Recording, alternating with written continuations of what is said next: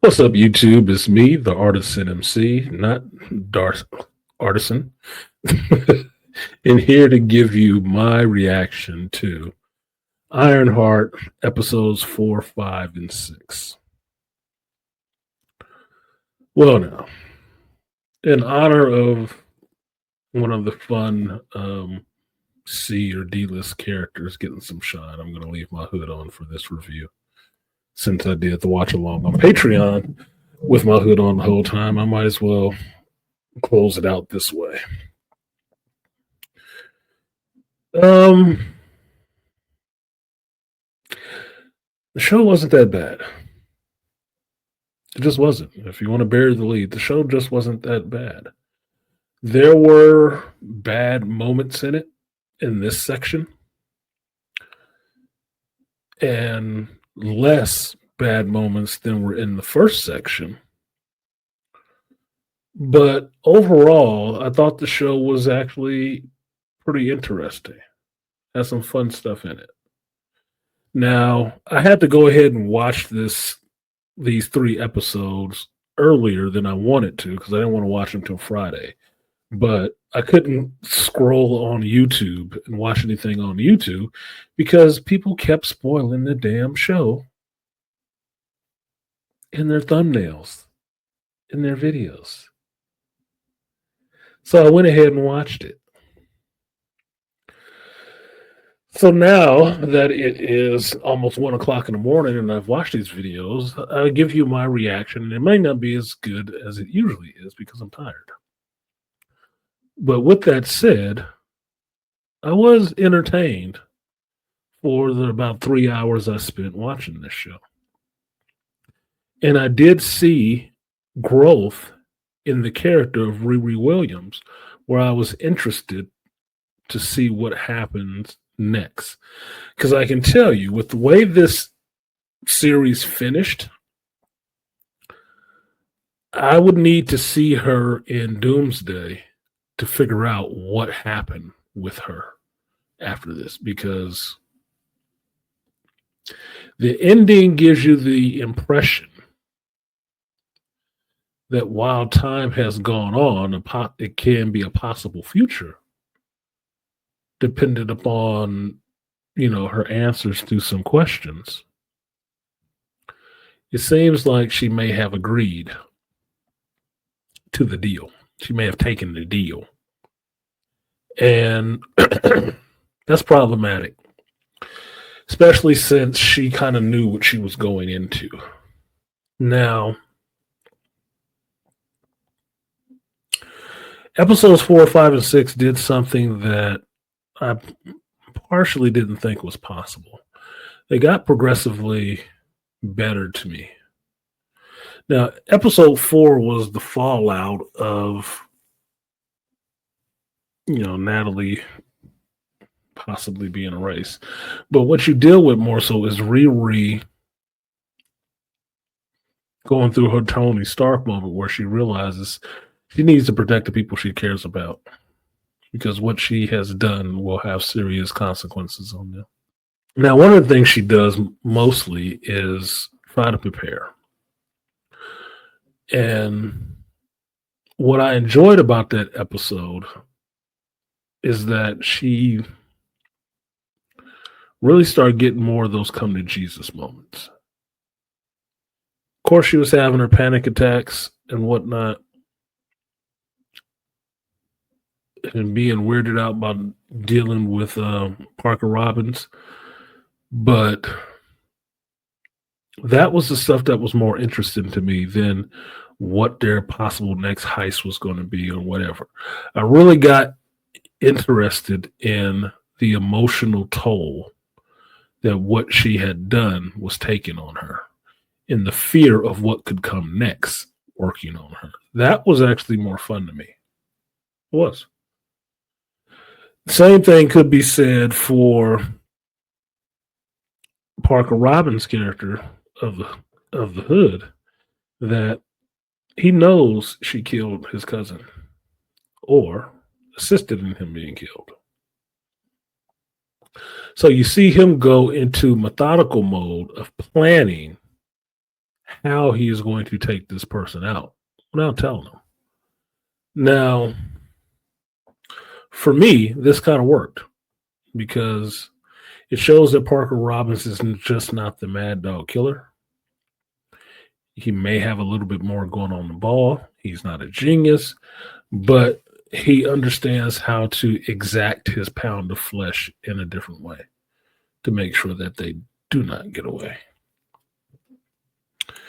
Now, another fallout that happens is Ezekiel Stain or Joe McGillicuddy, whichever one you want to call him, getting arrested because his tech was found at helium.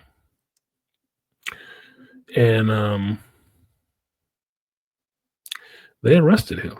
And that is all Riri's fault for losing that tech she had. That was him. Now, how they actually tracked it back to him, because I don't think he wrote his name on it. It doesn't say property of or anything like that. And most of what he was doing with this bionic stuff was in secret. I don't know what they thought they would get from his house outside of what he was working on when his arm was cut open. But be that as it may, the police track it back to him and he gets arrested. Now, this goes more on to Riri's actual beef and turning Stain into a villain because you see how it affects him. He will not be long for this world in prison. And he told her, tried to make her promise that it wouldn't come back on him, which her answer would have not been convincing enough for me. Her answer sounded like, yeah, you're going to lead them back to me. And he should have made a contingency plan because he's supposed to be smart. He didn't. He got picked up by the police and Riri went to see him. Now, the 5th episode was the one that did a lot more of the emotional heavy lifting, where you see Riri breaking down again. But at this point, she finally has to break down and be honest with her mother. And they did something in this that I mentioned on Patreon that I want to make sure is stated here. Is that she did something that the Thunderbolts claims they did, but did not. The Thunderbolts talked about mental illness. They talked about the source of mental illness. They did not talk about dealing with it at all. They didn't. None of it dealt with it, except for the group hug. At least in this episode of Ironheart, you got to see her working through that process and got to see her talking to her mother who brought her back there to Gary's garage to make her face that shit and own it and talk about it. I thought that was actually great because it put the character in a situation that they could not run, they could not fly away. They had to sit in it and deal with it and learn to deal with it. To even acknowledge it and speak it. That was a lot. That was some good work for me in a sense of this character and understanding her drivers, her motivations. She even told her mother why she builds armors and whatnot, which is good. That's called progress. I thought it was interesting. Now, I wasn't rolling my eyes and thinking that it was the worst thing ever. No, I thought that was a good beat for a Marvel character because I have not seen anything close to that other than Hawkeye, with Kate Bishop having to own some of her fuck-ups. Haven't seen it. So I was enjoying that part. There was still humor in it. There was still the cast of characters that you've seen in the other 4 episodes of the show. But by this time, they have filtered out now. It's getting to the end of the show. And by episode 6, the finale, I was interested to see how this would turn out because all the indications were that it was not going to turn out well. Couldn't turn out well. She was working in an area that she is not used to and doesn't really understand or believe. Well, that may be the course for innovation to happen. It's not necessarily the course for somebody dealing with, you know, survivor's guilt or trauma from watching a violent event. So it did go a long way for making me empathize with the character of Riri and why she does what she does. That is important to know.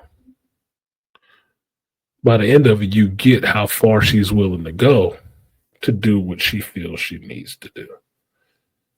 Do you have to like it? No. Does it have to be cookie cutter good? No. It just has to be enough to pique your interest and make you understand the stakes that are on the board and why they are stakes for the character that you're playing against. That's all it was. And that to me was not terrible.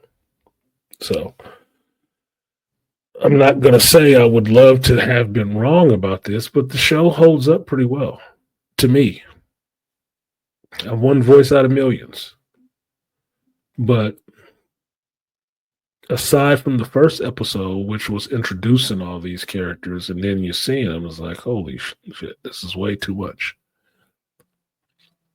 By episode 6 and episodes 5 and 6, you actually feel for them a bit.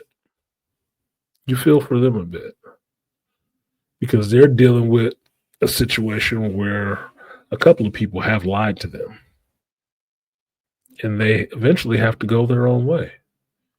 And I can say, for as short of a time that they were on the screen, I would miss them being on the screen for the next part. I would, but that's not how it's drawn up. Right. So I appreciated that those characters were able to have one moment and then have the group picture going away and then they're out of it. And now you're back to dealing with just the main protagonist, the main antagonist that are not really adversarial. There's an issue with Parker for the fact that his cousin got killed. But over the course of 2 episodes, you get to see how that bond was formed, why he carries it, and how important John was to him. Because otherwise, Parker can spiral into some dark places based on the hood that he wears. Yeah, there will be some issues in time. But overall, I did enjoy the show. I did. I don't feel any way about saying that. I'm just saying it was entertainable enough to watch. Is it a 10 out of 10? No. Well, come on, man. But at the most, it's a 5, maybe a 6. Which means you can watch it and be entertained. But I will add the caveat to that saying of certain socioeconomic and ethnic groups, you'll get it and you'll have fun with it. Everybody that's not those will not. Because every flaw in this movie you can harp on. You can jump on it and do a tap dance like Gregory Hines. It's just a choice of if you're going to do it or not. I'm not choosing to do that. I've seen The Acolyte. This was actually better than The Acolyte.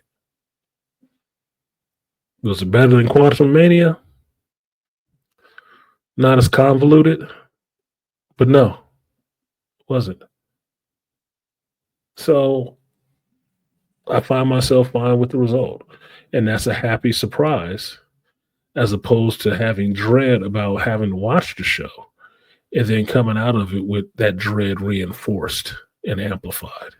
It's not what happened this time. I thought the ending was good. It gave me a little bit more to understand what happened in this world, what could happen next. Cool. Yes, at some moments the character was mouthy, but the character dealt with a lot of their grief in those 2 episodes of 5 and 6. And I like seeing that on screen and in the other characters, supporting characters, being able to ask her about her process or actually feed information into the process to do what they need to do. It seemed organic. It didn't seem fake. It didn't seem cheesy. None of that. It's just what the situation was and how to help out. So, with that, I'm going to go ahead and end this reaction right now. Ironheart was not that bad to watch. It was shocking with the actor playing Slug, but by episode 5, I was done with it. I was used to the guy on screen. It didn't bother me. It didn't bother me earlier either, but it is what it is. It was fine. If you want to watch it and be entertained for a little while and understand this character's journey into the later Marvel movies, then you'll understand and you'll want an answer and a resolution to that question. Otherwise, you'll just be pissed that those characters showed up. That's it. So, for my money, welcome to the party. You're in the universe anyway. And I look forward to seeing what happens next with this character and this deal that the character made. I want to know how that shakes out. So, that, I'm going to go ahead and get out of here and get myself some beauty sleep. Like, share, subscribe, support the stream if you feel so inclined. I have been Artist in MC, and I will see you next time. Peace.